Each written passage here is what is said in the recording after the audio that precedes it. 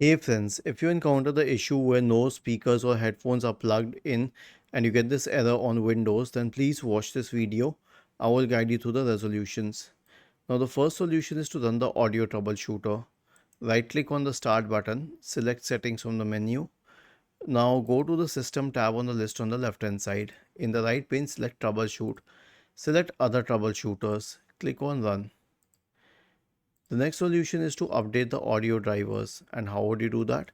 Search for Device Manager in the Windows search bar and open Device Manager. Expand the list for audio inputs and outputs. Right click on this and select Update Drivers. And lastly, run Windows Audio Service. Restart Windows Audio Service. I will fix this.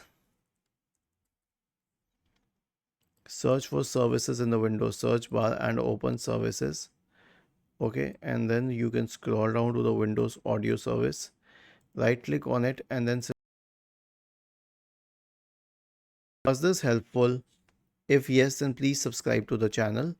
If not, then let us know in the comment section of the video on how we could help you further. Thank you for watching this video and have a nice day.